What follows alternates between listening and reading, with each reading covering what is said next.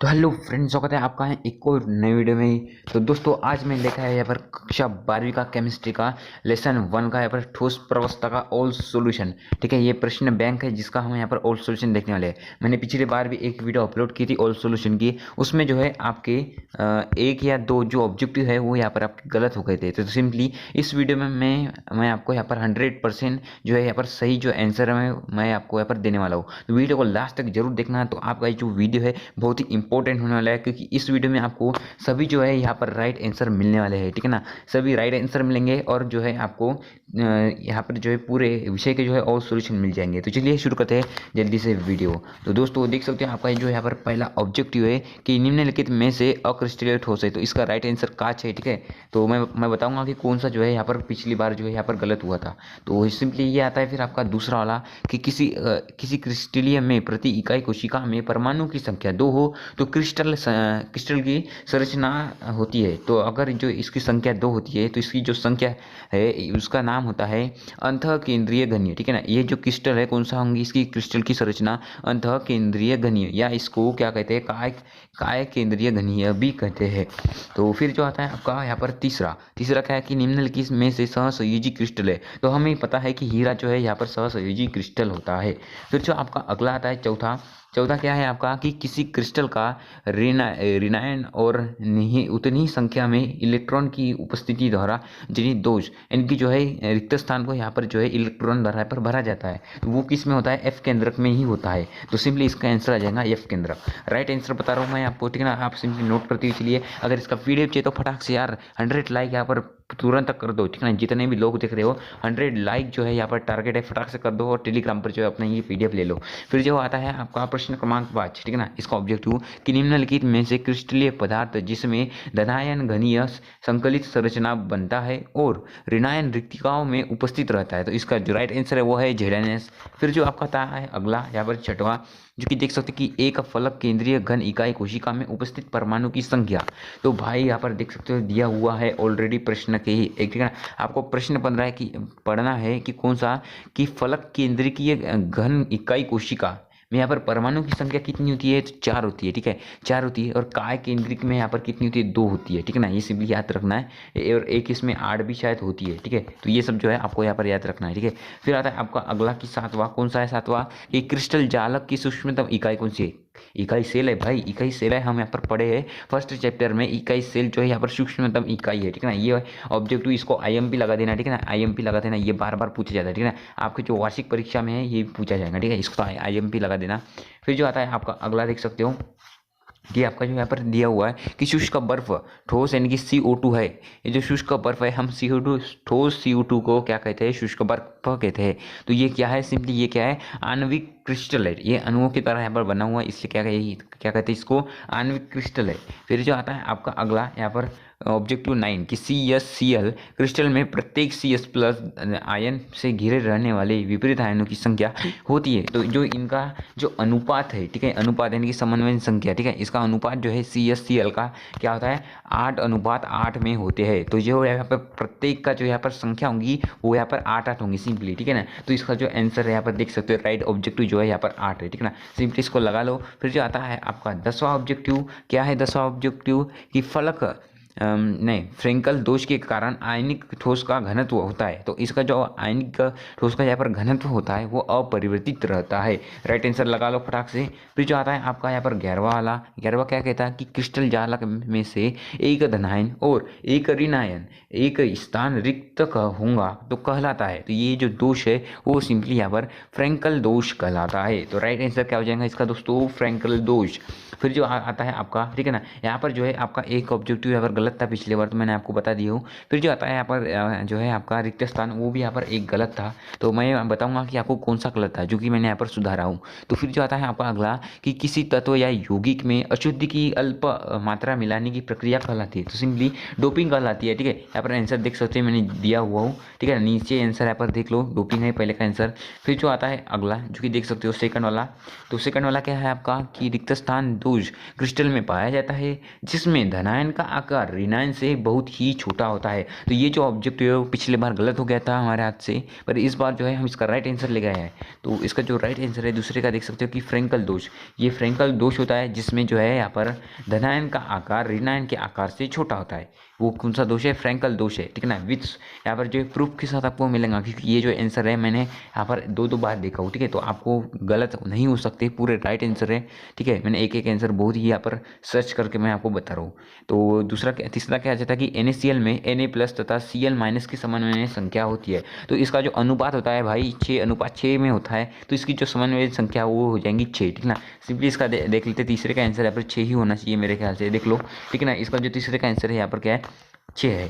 फिर जो आता है आपका चौथा वाला रिक्त स्थान देख लेते फटाक से, कि रिक्त स्थान दोष के कारण पदार्थ में विद्युत चालकता आ जाती है। तो ये कौन सा है? फ्रेंकल दोष के कारण जो है यहाँ पर इसमें जो है विद्युत चालकता आ जाती है। तो दो देख सकते हो यहाँ पर चौथे का आंसर क्या है? फ्रेंकल। तो फिर हम पांचवा वाला देख लेते हैं, आपका जो यहाँ पर रिक्त स्थान है कि प्लास्टिक, कांच, रबर आदि ठोस होते हैं। तो ये जो है भाई ये है तो अक्रिस्टलीय, ठीक है। तो इसका आंसर क्या जाएगा? अक्रिस्टलीय ठोस होते हैं, कांच, रबर, ठीक है ना। प्लास्टिक जो भी है यहाँ पर जो है अक्रिस्टलीय ठोस होते हैं। फिर जो आता है आपका यहाँ पर देख सकते हैं कि प्रावेश के अनुसार रिक्त स्थान तरह के क्रिस्टल जालक होते हैं। तो क्रिस्टल जाल, अगर क्रिस्टल जालक बोले तो 14 प्रकार के होते हैं, ओनली क्रिस्टल जालक। और जो 7 प्रकार के जो है वो दूसरे होते हैं, जालक नहीं होते। जालक सिर्फ 14 प्रकार के होते हैं, ठीक है। 7 प्रकार के मैं आपको बाद में बताऊंगा कि क्या होता है। ये देख सकते हो 14 प्रकार, ठीक है ना। 6वें का आंसर क्या है? 14 है। तो हम सिंपली आगे का आंसर देख लेते हैं। सिंपली 7वें का जो आंसर है आपका यहाँ पर जो है देखते हैं कि शॉटकी दोष के कारण क्रिस्टल का घनत्व हो जाता है, तो यहाँ पर कम हो जाता है, ठीक है ना। कम इसका क्या आ जाएगा? राइट आंसर हो जाएगा। आप चाहे तो यहाँ पर भी देख सकते हो, इसका PDF जो है आपको जल्दी मैं प्रोवाइड कर दूंगा टेलीग्राम पर। तो उससे पहले यार वीडियो को लाइक नहीं किया तो क्या किया, फटाक से लाइक कर दो। इससे जो है हमारा भी यहाँ पर हम भी यहाँ पर मोटिवेट होते हैं आपके एक लाइक से। आपका एक लाइक हमारे लिए बहुत ही इंपॉर्टेंट होता है। फिर रहता है आपका 8वां, जो कि ये क्रिस्टल, किसी क्रिस्टल में उपस्थित धनायन तथा ऋणायन की त्रिज्या का अनुपात कहते हैं। तो त्रिज्या अनुपात कहते हैं, ठीक है ना। इसमें ज़्यादा कुछ सोचने वाली विचार नहीं है कि आयनिक त्रिज्या अनुपात कहते हैं उसे, ठीक है। 8वें का आंसर।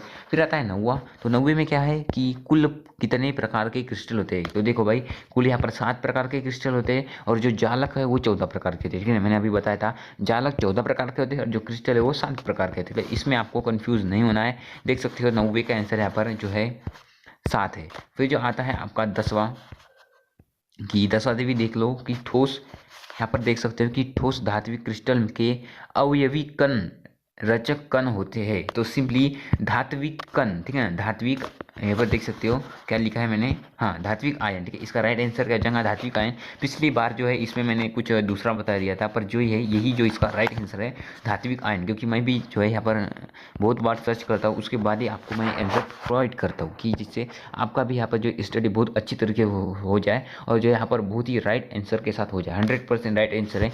फिर जो आ जाती है आपकी सही जोड़ी। यार सही जोड़ी को लास्ट तक जरूर देखना, मैं आपको बता रहा हूँ, ठीक है। राइट, बहुत ही मज़ेदार सही जोड़ी है। फिर आता है विद्युत सहसंयोजी क्रिस्टल। तो इसमें क्या आता है? प्रबल आकर्षण बल, क्योंकि ये सहसंयोजी है। इसका एक एग्जाम्पल हो जाएगा NaCl, ठीक है ना। Na पर प्लस और Cl पर माइनस। तो ये क्या है? प्रबल आकर्षण बल के द्वारा ये जुड़े होते हैं। फिर जो आता है आपका अगला कि क्या है आपका सहसंयोजी क्रिस्टल। तो सहसंयोजी क्रिस्टल बोला तो सहसंयोजक बन के द्वारा ये क्या होते हैं? इसके अणु जुड़े होते हैं। फिर जो आता है आपका अगला क्या है कि आणविक क्रिस्टल। तो आणविक क्रिस्टल भाई दुर्बल वान डेर वाल्स बल के द्वारा जुड़े होते हैं। फिर आता है धात्विक क्रिस्टल, तो धात्विक बंध के द्वारा ये जुड़े होते हैं। फिर जो आता है आपकी सेकंड नंबर की जो सही जोड़ी है, इसको भी देख लेते हैं कि चतुष्फलकीय संरचना। तो ZnS की क्या होती है? चतुष्फलकीय संरचना होती है। फिर आता है अष्टफलकीय संरचना। तो यहाँ पर अष्टफलकीय NaCl की होती है, क्योंकि इसकी जो समन्वय संख्या 6 होती है। जिसकी समन्वय संख्या 6 होती है वो यहाँ पर अष्टफलकीय संरचना होती है। फिर जो आती है आपकी अगली की घनीय संरचना। तो CSCl ये क्या है? इसकी समन्वय संख्या 8:8 में होती है। तो जिसकी समन्वय संख्या 8 होती है वो क्या कहलाता है? धात्विक ने की घनीय संरचना। फिर जो आता है आपका अगला देख लेते हैं रिक्त स्थान, मतलब जो सही जोड़ी तीसरे नंबर की आ जाती है। तो कौन सी आ जाती है फिर तीसरे नंबर की? कि हीरा। तो हीरा मैंने अभी बताया कि सहसंयोजक ठोस होता है, ठीक है। तो ये कौन से सहसंयोजक ठोस के द्वारा ये बना हुआ रहता है। फिर जो कांच है, कांच तो भाई अक्रिस्टलीय है। फिर आता है सिल्वर क्लोराइड। तो ये क्या है? इसमें जो फ्रेंकल दोष पाया जाता है। फिर आता है पोटेशियम क्लोराइड, इसमें जो है जो शॉटकी दोष पाया जाता है। तो इसके साथ जो है यहाँ पर कंप्लीट होती है आपकी सही जोड़ी। फिर जो आता है यहाँ पर एक वाक्य या एक शब्द में यहाँ पर आंसर। तो सिंपली देख लेते हैं कि किसी किस प्रकार के ठोस विद्युत के चालक आघातवर्धनीय और तन्य थे। तो मैंने इसका भी जो आंसर पिछली बार यहाँ पर हमारा जो है यहाँ पर मिस्टेक हो चुका था। तो इस बार जो है हम यहाँ पर राइट आंसर आपको बताने वाले हैं। तो सिंपली इसका जो राइट आंसर है वो है धात्विक ठोस, ठीक है ना, धात्विक ठोस। तो धात्विक ठोस जो है इसका राइट आंसर है, क्योंकि जो देख लो धातु में क्या होता है, यहाँ पर विद्युत का चालक गुण होता है, आघातवर्धनीय भी होती है धातु और तन्य भी धातु ही होती है, ठीक है ना। तो इसका राइट आंसर हो जाएगा धात्विक ठोस। तो देख सकते हो मैंने यहाँ पर लिख भी चुका हूँ धात्विक ठोस, ठीक है। यहाँ पर जो मिस्टेक हो गई थी पिछली बार, इस बार नहीं होने वाली है। फिर जो आता है आपका अगला, देख सकते हो कि सेकंड वाला क्या कहता है आपका कि ठोस पदार्थ जिनमें घटक कणों का वितरण अनियमित होता है। तो सेकंड का आंसर आ जाएगा यहाँ पर क्रिस्टलीय ठोस। दोस्तों क्रिस्टलीय ठोस, इसको याद करना स्टार्ट कर दो, क्योंकि इसी में जो है आपका 70% लगभग आने वाला है। तो देख लो इसको। फिर आता है क्रिस्टल जालक की सरलतम इकाई होती है। तो आपको सभी को पता है इसकी क्या है, इकाई सेल। इकाई सेल इसका राइट आंसर हो जाएगा, देख सकते हो।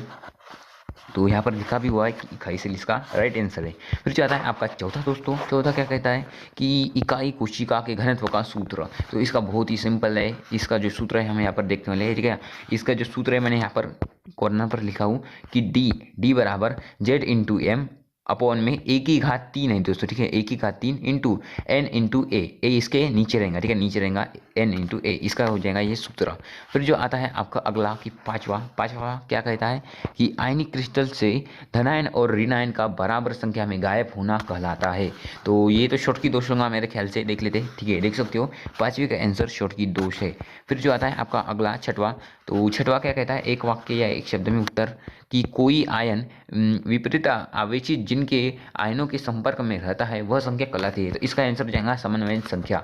तो राइट आंसर हो जाएगा समन्वयन संख्या, देख सकते हो छठवें का आंसर। तो आ जाते हैं आपके सातवें के आंसर पर। तो सातवें क्वेश्चन आपका क्या है कि धनायन, देख सकते हो कि धनायन का अंतरकाशीय रिक्त स्थान में जाना कहलाता है। तो ये हो जाएगा यहाँ पर फ्रेंकल दोष में ही यहाँ पर जो है अंतरकाशीय स्थान में जाता है। फिर जो आता है आपका अगला कि आठवां क्या कहता है कि देख सकते हो यहाँ पर कि इकाई कोशिका जिसमें एक संघटक कण के घन के प्रत्येक कोनों पर एक घन के केंद्र में होता है। इनकी जो सिंपल सी है, जो इसकी जो आकृति देख लो, कुछ आकृति कुछ इसकी इस प्रकार से होती है, ठीक है। तो यहाँ पर जो चारों कोने पर तो एक बिंदु रहता है, पर क्या कहता है इसके जो होने के साथ इसके केंद्र में भी एक बिंदु होता है, ठीक है ना। सिंपली इसी प्रकार देख सकते हो मैंने यहाँ पर बहुत सारे जो बिंदु लगा चुका हूँ, तो इसमें सिंपली एक ही बिंदु होता है ऐसा। तो ये सिंपल क्या होगा, काय केंद्रित घनीय क्रिस्टल, देख सकते हो इसका आंसर काय केंद्रित घनीय क्रिस्टल में ही एक ही बिंदु होता है बीच में। तो आगे चलते हैं आपका नौवां जो यहाँ पर देख लेते हैं कि नौवां क्या कहता है आपका क्वेश्चन कि त्रिविमीय जालक का वह सरलतम रूप है जिसकी बार बार यानी कि पुनरावृत्ति से क्रिस्टलीय जालक बनता है। यानी कि इकाई सेल जो होता है, इकाई सेल, इस इकाई सेल के ही साथ में जो है यहाँ पर क्रिस्टल जालक यानी कि ठोस बनता है। तो इसका राइट आंसर हो जाएगा इकाई सेल, देख सकते हो नौवे का आंसर क्या है, इकाई सेल। फिर जो आता है आपका दसवां जो कि आपका लास्ट है। तो लास्ट में क्या है कि इकाई कोशिका यानी कि क्रिस्टल जालक जिसमें धनायन के कोनों के साथ साथ प्रत्येक फलक के केंद्र पर भी एक यहाँ पर संघटक कण होता है। तो सिंपली यार इसकी जो है यहाँ पर मैं यहाँ पर आकृति आपको बनाकर दिखा रहा हूँ। तो सिंपली आपको यहाँ पर आकृति से के माध्यम से यहाँ पर समझना है। तो इसकी जो यहाँ पर आकृति है वो कुछ इस प्रकार की होती है, ठीक है। इस प्रकार की होने के बाद यहाँ पर मैं बना रहा हूँ, तो इसी प्रकार की जो है यहाँ पर आपकी बनती है। फिर ये क्या कहता है, एक बार हम फिर से पढ़ लेते हैं कि कोई कोशिका एक क्रिस्टल जालक जिसमें धनायन के कोनों के साथ साथ प्रत्येक फलक यानी कि प्रत्येक फलक, ये जो आपका है देख सकते हो ये जो है ये आपका प्रत्येक फलक है, ठीक है ना। ये जो है आपका ये एक प्रत्येक फलक है। तो प्रत्येक फलक पर भी एक केंद्रक यानी कि एक संगणक कण होता है। यानी कि यहाँ पर जो है एक ऐसे संगणक कण होगा, एक यहाँ पर होगा, एक यहाँ पर होगा और एक बीच में होगा और एक यहाँ पर होगा। तो ये जो संरचना है ये किस में होती है कि ये जो संरचना है यह फलक केंद्रिक में होती है। तो देख सकते हैं इसका आंसर फलक केंद्रक घनीय। तो इसी प्रकार से जो है आपका यहाँ पर ऑल सॉल्यूशन यहाँ पर कंप्लीट होता है। और हाँ दोस्तों, यही जो है ऑल सॉल्यूशन है। अगर इसका पीडीएफ चाहिए, ये राइट आंसर है बिल्कुल। अगर इसका पीडीएफ चाहिए तो टेलीग्राम पर ज्वाइन जाओ और यहाँ पर 100 जो लाइक है यहाँ पर कंप्लीट कर दो भाई। 100 लाइक आपसे बोल रहा हूँ कि 100 लाइक कंप्लीट करो और अपना जो सॉल्यूशन का पीडीएफ बनाओ। और आप बताओ यार कि अगला वीडियो जो है आपको किस टॉपिक पर चाहिए अगला, या फिर मैं केमिस्ट्री का दूसरे चैप्टर का ऑल सॉल्यूशन लेके आऊँ या फिर और भी किसी सब्जेक्ट का लेके आऊँ। तो कमेंट बॉक्स में कमेंट जरूर करना। और दोस्तों अभी तक वीडियो को लाइक नहीं किया तो भाई क्या किया, ठीक है ना। आपके लिए बहुत मेहनत कर रहा हूँ तो एक लाइक तो बनता है दोस्तों, लाइक कर दो। चलिए मिलते हैं नेक्स्ट वीडियो में नेक्स्ट टॉपिक के साथ, तब तक के लिए जय हिंद जय Bharat, take care, bye bye.